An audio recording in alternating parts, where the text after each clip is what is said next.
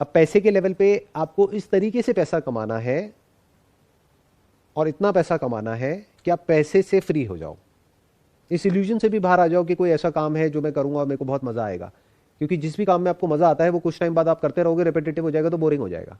Freedom तो ये है कि आप काम को स्विच कर सको, ये नहीं जो आप सोचते हो कि कैसा काम मुझे मिल जाएगा विच आई एम पैशनेट अबाउट और फिर मैं पूरी जिंदगी वही करूंगा और फिर मेरी लाइफ बहुत बढ़िया हो जाएगी। ये सब इल्यूजन्स है।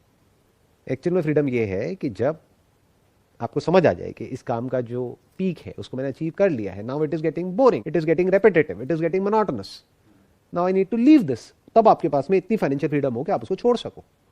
तो you should think about passive income अगर एक्चुअल में आप फाइनेंशियली फ्री होना चाहते हो। जैसे पहले का माइंडसेट क्या है लोगों का, अगर आप अपने घर में जाकर के देखोगे पुराना माइंडसेट क्या है, प्रॉपर्टी ले लो। उसके लिए इतने पागल हैं लोग जिसकी कोई हद नहीं है। मैं सही कह रहा हूं गलत कह रहा हूं? सही कह रहे हो कि अपनी प्रॉपर्टी तो होनी चाहिए और एक नहीं होनी चाहिए, बहुत सारी होनी चाहिए, बहुत सारे प्लॉट्स होने चाहिए, बहुत सारे घर होने चाहिए, बहुत सारी, जो भी पैसा आए उसको प्रॉपर्टी में इन्वेस्ट कर दो। Passive income, not even passive income, क्योंकि वो प्रॉपर्टीज बहुत लोगों ने तो ले लेकर के डाली हुई है और वहां से ना रेंट आ रहा है ना कुछ आ रहा है, और रेंट आ भी रहा है तो वो रेंट उससे कम है जितना कि अगर वो उसको बैंक में रखेंगे तो वहां से रेंट आएगा। और प्रॉपर्टी में अब उतनी एप्रिसिएशन भी नहीं हो रही है जितनी पहले एक जमाने में होती थी। तो वो क्या कर रहे हैं, पास्ट के बेस पे फ्यूचर को देख रहे हैं कि पास्ट में अगर प्रॉपर्टी ने मल्टीप्लाई किया है पिछले 30 साल में मानो 100 गुना, तो उनको लग रहा है अगले 30 साल में भी 100 गुना मल्टीप्लिकेशन हो जाएगा, जबकि ऐसा नहीं है क्योंकि प्राइसेस ऑलरेडी बहुत इन्फ्लेट हो चुके हैं। तो अब अगर पैसिव इनकम रियल एस्टेट से नहीं आएगी तो कहां से आएगी? डिजिटल रियल एस्टेट से आएगी। अब ये डिजिटल रियल एस्टेट क्या होता है, डिजिटल एसेट क्या होता है, वो लोगों को पता ही नहीं है। तो इन्वेस्ट करने की तो बात ही छोड़ दो। डिविडेंड्स होते हैं नहीं, देखो ध्यान से समझो, डिविडेंड क्या होता है? डिविडेंड होता है जो कंपनीज प्रॉफिट कमाती है उसमें से डिविडेंड देती है, या बॉन्ड्स में से आपको डिविडेंड मिलता है। तो dividend is basically an income जो आपको मिलता है जब आप किसी बिजनेस में ओनर बनते हो। जब आप एक शेयर होल्डर होते हो किसी कंपनी में, तो आप ये मत समझो कि मैं स्टॉक्स खरीद रहा हूं, आप उस कंपनी में ओनर बन रहे हो, आप मालिक हो। नौकर कौन है? डायरेक्टर जो काम कर रहा है। हमें बेसिक फंडे क्लियर नहीं है। मालिक कौन होता है? Share holder. तो आप उस कंपनी में शेयर्स जब ले रहे हो तो आप एक बिजनेस में इन्वेस्ट कर रहे हो, उस बिजनेस के फ्यूचर पे दाव लगा रहे हो। मैं उसकी बात नहीं कर रहा हूं, I am talking about asset, not a business. तो डिजिटल एसेट्स क्या होते हैं उसके बारे में बहुत लोगों ने सुना तक नहीं है। अगर मैं अभी आपसे बात करूंगा एनएफटी क्या होती है तो आप सोच में पड़ जाओगे। एनएफटी की फुल फॉर्म क्या होती है? बताओ क्या होती है एनएफटी की full form? Non fungible tokens. हमें यह तक नहीं पता एनएफटी क्या है, कि दुनिया किस डायरेक्शन में जा रही है। क्रिप्टो को हम लोग ऐसे समझते हैं, या तो दो तरह के लोग हैं जो मैंने देखे हैं इंडिया में। एक, या तो वो समझते हैं क्रिप्टो को एज सट्टा, कि यहां पैसा लगाओ और अमीर हो जाओ, या दूसरे हैं जो सीधा क्रिप्टो को बोलते हैं ये तो बेकार है, इसमें कुछ नहीं पड़ा है, कोई समझता ही नहीं है इसके पीछे की टेक्नोलॉजी क्या है, ब्लॉकचेन क्या है, वो कैसे काम करती है, एक डिसेंट्रलाइज सिस्टम क्या होता है, तो टेक्नोलॉजी का फ्यूचर क्या है। जब वो समझोगे तभी तो सही तरह से पैसे को इन्वेस्ट करोगे। एक्चुअल में किसी ऐसी जगह पे इन्वेस्ट करोगे जहां पे 1 का 100 होने वाला है और रिस्क ऑलमोस्ट 0% है। नहीं तो आप वही गलती कर बैठोगे जो ज्यादातर लोग कर रहे हैं या करने वाले हैं। क्या? एक रेजिडेंशियल प्रॉपर्टी आपने खरीदी जो है मानो 3 करोड़ की, और उसका रेंट है मान लो सिर्फ 30,000 रुपए महीना, तो साल का कितना हुआ? 3,60,000। रिटर्न कितनी आई 3 करोड़ पे? हार्डली 1%। 1% रिटर्न क्या होती है? इन्फ्लेशन है 5-6%, 7%। तो आप तो पैसा गंवा रहे हो, कमा कहां रहे हो? तो अभी मैं क्या बात कर रहा हूं? सिर्फ फाइनेंशियल फ्रीडम के बारे में, कि फाइनेंशियली कैसे फ्री होते हैं। आज फाइनेंशियली फ्री कौन है? वो जिन्होंने सही टाइम पे सही जगह पैसा लगा दिया था, यानी आज से 30 साल पहले 40 साल पहले प्रॉपर्टी में पैसा लगा दिया, वो आज फाइनेंशियली फ्री है। क्यों? क्योंकि उस टाइम पे लैंड थी सस्ती, मानो 5 लाख रुपए 10 लाख रुपए लगाया, आज वही लैंड हो गई 5 करोड़ की, 10 करोड़ की, 20 करोड़ की। जिसने उस टाइम पे 50 लाख लगाया वो आज बढ़ करके हो गया 500 करोड़। तो एटलीस्ट फाइनेंशियली तो वो फ्री हो गए। बाकी चीजों के बारे में मैं बात नहीं कर रहा। तो पहले समझो कि फ्यूचर में क्या होने वाला है। क्या पास्ट के बेस पे आज प्रेजेंट में पैसा लगाना है? तो पैसा लगाना कहां है?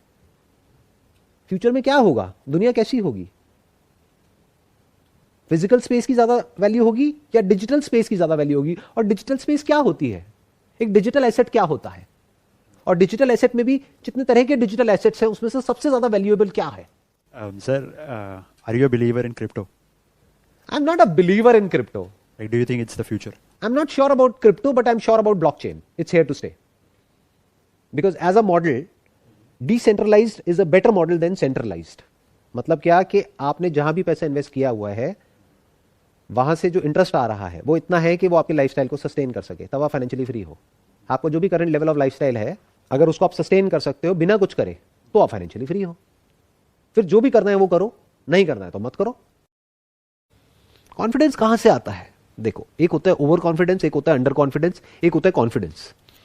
कॉन्फिडेंस आता है किसी काम को करने से, या फिर नॉलेज से, इंफॉर्मेशन से, एक्सपीरियंस से, यहां से आता है कॉन्फिडेंस। इसके बेस पे जो कॉन्फिडेंस होता है उसको आप कॉन्फिडेंस बोल सकते हो। इसके बिना जो कॉन्फिडेंस है वो ओवर कॉन्फिडेंस है। वो हवा में कोई भी कुछ भी सोच सकता है। मैं एक एग्जांपल ले लेता हूं कि आप अपना करने का सोच रहे हो, मे बी अभी इमीडिएटली नहीं, 5 years down the line, 10 years down the line, तो वो करने का कॉन्फिडेंस कहां से आएगा?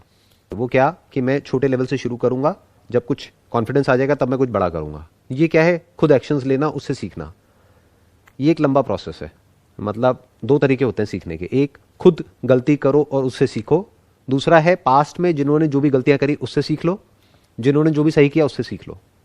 That is a faster way of learning. उससे क्या होगा कि जो उस इंसान ने 50 साल में सीखा या 100 साल में सीखा, और वो भी जो उसने 50 साल में सीखा वो 5000 बुक्स को पढ़ करके सीखा, यानी उसके पीछे लाखों लोगों की मेहनत है जो उसने 50 साल में सीखा। तो अगर उसको आपने 5 महीने में सीख लिया तो 5 महीने में आपने कुछ ऐसा सीख लिया जो आप खुद सीखोगे तो आपको 5000 साल लगेंगे।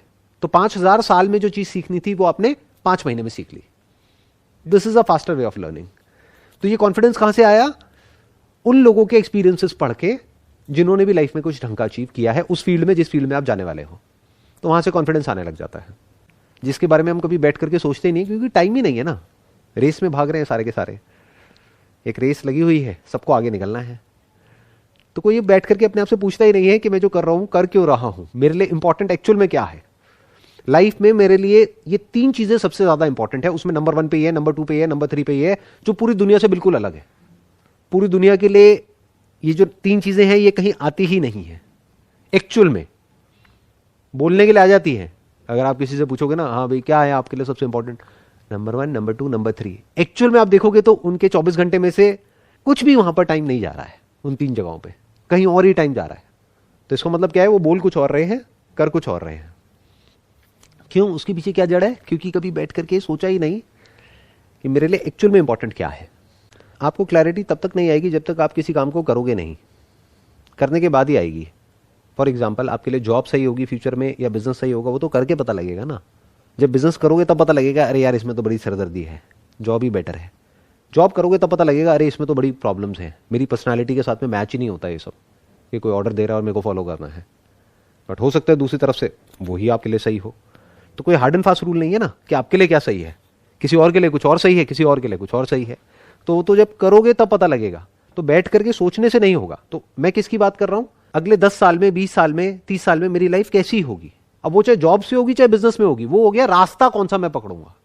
But ultimately what is it that I want from my life, that must be very clear.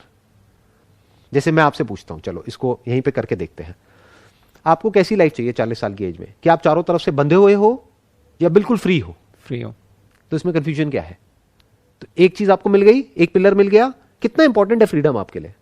I think number 1 may be. Freedom या हेल्थ, दोनों में से क्या ज्यादा इंपॉर्टेंट है? I guess health is necessary for freedom, otherwise I will be bound to medicines और something. So perfect. तो आपने हेल्थ को फ्रीडम से जोड़ दिया, क्योंकि अगर आपकी हेल्थ अच्छी नहीं है तो you will be bound by your body, bound by the diseases in the body.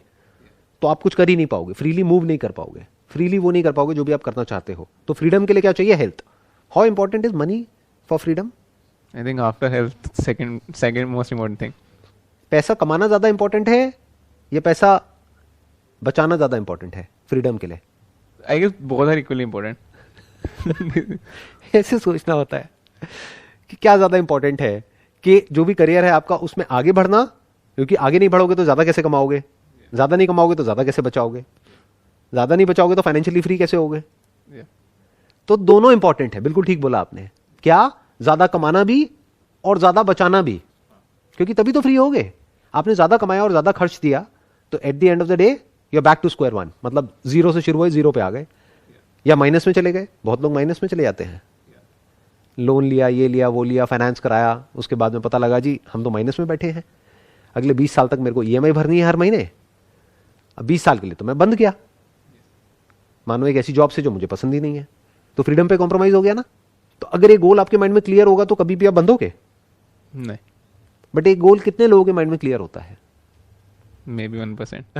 Hardly 1%। वो भी बहुत ज्यादा बोल दिया आपने। लोगों के माइंड में ये गोल नहीं होता है, कुछ और ही गोल्स होते हैं। मुझे ये करना है, मुझे वो करना है। उनसे पूछो क्यों करना है? किसी को प्रूव करना है। किसको प्रूव करना है? और किसको फर्क पड़ता है कि आप करो या ना करो? What is it that you actually want? That must be very clear. जैसे फ्रीडम के लिए हमको एक पिलर मिला हेल्थ, दूसरा मिला वेल्थ। वेल्थ मतलब क्या? Wealth management, not just earning money but managing money in a smart way so that you become financially free. Yeah. Health को भी मैनेज करना ताकि आप हेल्थ वाइज फ्री हो जाओ।